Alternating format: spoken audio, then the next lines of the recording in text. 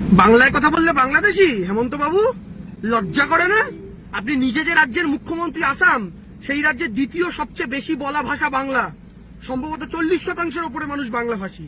সেরকম একটা রাজ্যের মাটিতে দাঁড়িয়ে আপনি বলছেন যে যারা এনআরসির সময় ডকুমেন্টে নিজের মাতৃভাষা বাংলা লিখবে, সেক্ষেত্রে আপনাদের বাংলাদেশি বাঁচতে সুবিধা হবে। তার মানে বাংলা ভাষায় কথা বললেই বাংলাদেশি? তাহলে পশ্চিমবঙ্গ নামক একটা রাজ্যকে ভারতবর্ষ থেকে বকলমে বাদ দিয়ে দিলেন আপনি। পশ্চিমবঙ্গের মানুষ কোন ভাষায় কথা বলেন? পশ্চিমবঙ্গের 80% উপরে মানুষ। আরে নির্লজ্জ আপনাদের দল, আপনাদের সরকার। আপনারা শুধুমাত্র পশ্চিমবঙ্গ 2021 আর 2024 আপনাদের লাথি মেরে সরিয়ে দিয়েছে বলে আপনাদের এত রাগ বাঙালিদের ওপর যে আপনারা গোটা বাংলা ভাষাটাকেই বাংলাদেশের ভাষা বলে চালিয়ে দিচ্ছেন। তার মানে পশ্চিমবঙ্গের ভাষা, পশ্চিমবঙ্গের মানুষ যে ভাষায় কথা বলেন তার কোনো দাম নেই। আপনি ভুলে যাচ্ছেন হেমন্ত বাবু, আপনি আজকে মুখ্যমন্ত্রী, কিন্তু এই বাংলা ভাষায় কথা বলা নেতাজি সুভাষচন্দ্র বোস যদি না থাকতো, এই বাংলা ভাষায় কথা বলা বিনয় বাদল দীনেশ ক্ষুদিরামরা যদি না থাকতো, এই বাংলা ভাষায় কথা বলা মাতঙ্গিনী হাজরারা যদি না থাকতো, আজ আপনি আসামের মুখ্যমন্ত্রী পদে বসে আয়েশ করে লালবাতির গাড়ি নিয়ে ট্যাও ট্যাও করে ঘুরে বেরিয়ে বাঙালিকে গালাগাল করতে পারতেন না, বরং আজকেও কোনো ব্রিটিশের জুতো ঘষে হয়তো পরিষ্কার করতেন। আপনার লজ্জা লাগা উচিত। যে জাতিটা মাত্র এক ভোটের জন্য যে ভাষাটা হয়তো ন্যাশনাল রাষ্ট্রীয় ভাষা হতে পারত, যে ভাষাটা ভারতবর্ষের দ্বিতীয় সর্বাধিক বলা ভাষা, শুধু আসামের নয়, ভারতবর্ষের সেকেন্ড লার্জেস্ট ল্যাঙ্গুয়েজ, সেই ভাষাটাকে আপনি বাংলাদেশিদের ভাষা বলে দাগিয়ে দিচ্ছেন একটা রাজ্যের মুখ্যমন্ত্রী হয়ে। আপনার লজ্জা করে না? তার আপনি কি করেছেন? কোচবিহারের একজন রাজবংশী ভাই, শুনুন, যারা হিন্দু হিন্দু ভাই ভাই শুনে বিজেপিকে ভোট দেওয়ার কথা বলছেন না, ওই ভোটের আগে ভাই ভাই, ভোট পুরোলে আর শূন্যস্থান পূরণ আপনারা করুন, আমি করবো না। শুনুন, আসামের রাজবংশী ভাই, রাজবংশী হিন্দু, যারা 2019 2021 ঢেলে বিজেপিকে ভোট দিয়েছে, 2019 তো ঢেলে, 21 একটু কম দিয়েছে, কিন্তু 2019 ঢেলে ভোট দিয়েছে, সেই আসামের একজন রাজবংশী হিন্দু ভাইকে আসামের হেমন্ত বিশ্ব শর্মার বিজেপির সরকার এনআরসির নোটিশ পাঠিয়েছে। বলছে ডকুমেন্ট না দিতে পারলে ডিটেনশন ক্যাম্পে ভরে দেবে, বাংলাদেশি বলে দেবে। বুঝুন, বলেছিল না हम एनआरसी करके বাংলাদেশি মুসলমানও কো ভাগাएंगे, কিন্তু পশ্চিমবঙ্গের প্রথম এনআরসির নোটিশটা পেল একজন হিন্দু রাজবংশী বাঙালি। বুঝতে পারছেন বাঙালি? আর তারপরেই সেই কথা যে বাংলা ভাষায় কথা বলা মানে বাংলাদেশি। আর এটা তো আপনারা রোজ খবরে দেখছেন, আমাদের বড় মিডিয়া চ্যানেলগুলো এগুলো নিয়ে বড় করে খবর করে না, কারণ এই বড় করে খবর করলে তাদের মালিকেরা রেগে যাবে, তাই এগুলো নিয়ে বেশি আলোচনা হয় না। যে শুধুমাত্র বাংলা ভাষায় কথা বলার জন্য উড়িষ্যায়, রাজস্থানে, মধ্যপ্রদেশে বাঙালিদের আটকে আটকে রাখা হচ্ছে বাংলাদেশি সন্দেহে। এই বাঙালিদের মধ্যে কিন্তু শুধু মুসলমান বাঙালি নেই, হিন্দু বাঙালিও আছে, মুসলমান বাঙালিও আছে। তাহলে আজকের এই বাঙালি যারা দেশ স্বাধীন করলো, সেই বাঙালি আজকে ভারতবর্ষের অন্য রাজ্যে গেলে তাদেরকে আটকে রাখা হচ্ছে বাংলাদেশি বলে, কেন তাদের মুখের ভাষা বাংলা। তাহলে আমি আপনি ছোটবেলা থেকে যে মাতৃভাষায় কথা বলেছি, আমাকে আমাদের মাতৃভাষা পরিবর্তন করতে হবে বিজেপি শাসিত এই ভারতবর্ষের অন্য রাজ্যে থাকার জন্য? আমরা এই দেশের নাগরিক নই?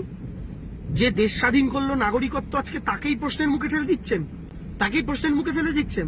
আপনারা অনেকে জানেন, তাও একবার বলে দিই, আসামে যে এনআরসি হয়েছিল তাতে যে 40 লক্ষ মানুষের নাম বাদ গেছিল, সেই 40 লক্ষ মানুষের মধ্যে 28 লাখের কাছাকাছি হিন্দু বাঙালির নাম বাদ গেছিল। এটা কিন্তু জেনে রাখবেন, 28 লাখ হিন্দু বাঙালি। অর্থাৎ এই ওরা এনআরসি করবে বলছে, আসামেও 2016-তে হিন্দুরা ভয় পাবেন না, এনআরসি করে তো শুধু বাংলাদেশি মুসলমান তাড়াবো, এই বলে আসামের বাঙালিদেরও ভোট নিয়েছিল। বাঙালিরা তখন বাঙালি পরিচয় ভোট দেয়নি, হিন্দু পরিচয় ভোট দিয়েছিল। তখন তারা দেখেনি ও অসমিয়া হিন্দু, আমি বাঙালি হিন্দু, ও একটা দলকে ভোট দেবে, আমি একটা না। বাঙালিরাও ভেবেছিল আমার প্রথম পরিচয় আমি হিন্দু, অসমিয়ারাও ভেবেছিল আমার প্রথম পরিচয় আমি হিন্দু। তাই ওই হিন্দু হিন্দু ভাই ভাই থিওরিতে 2016-তে ভোট দিয়ে বিজেপিকে সরকারে এনেছিল। আর বিজেপি সরকারে আসার পর যখন এনআরসি করলো, দেখা গেল 40 লাখের মধ্যে 28 লাখ হিন্দু বাঙালির নাম বাদ। তারা ডিভোটার, ডিটেনশন ক্যাম্পে দিন কাটাচ্ছেন, ছেলে এক জায়গায়, বাপ এক জায়গায়, মা এক জায়গায়, কেউ কারোর মুখ দেখতে পান না, একটা বাথরুম, 1000 জন মিলে টয়লেট করেন সকালবেলা, রোগ হলে চিকিৎসা নিয়ে হাত ফেল করে স্ট্রোক করে ডিটেনশন ক্যাম্পে মরে যাচ্ছে, বেওয়ারিশ লাশের মতো দেহ জ্বালিয়ে দেওয়া হচ্ছে। এটা হচ্ছে আসামের এনআরসি হওয়া মানুষগুলোর অবস্থা। ওরা বাংলাতেও সেটা করতে চায়, সেম ফর্মুলাতে। ওরা আবার হিন্দু হিন্দু ভাই ভাই স্লোগান তুলছে আসামের মতো। আসাম কিন্তু আগে কোনো ইঙ্গিত পায়নি, আমরা বাঙালিরা ইঙ্গিত পাচ্ছি। কিসের ইঙ্গিত? এই আসামের এনআরসি নোটিশ একজন হিন্দু রাজবংশীকে পাঠানোর ইঙ্গিত। আসামে বাংলা ভাষায় কথা বলাকে প্রায় অপরাধ বলে গণ্য করিয়ে দেওয়া দ্বিতীয় ইঙ্গিত। তৃতীয় ইঙ্গিত, ভারতবর্ষের বিভিন্ন প্রান্তে শুধু বাংলা ভাষায় কথা বলতে দেখলে বাংলাদেশি বলে আটকে রাখা।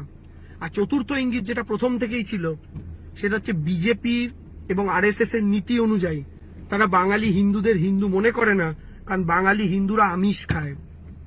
বিজেপির হিসাবে যে হিন্দুরা আমিষ খায় তারা আর যাই হোক কোনোদিন হিন্দু হতে পারেন না।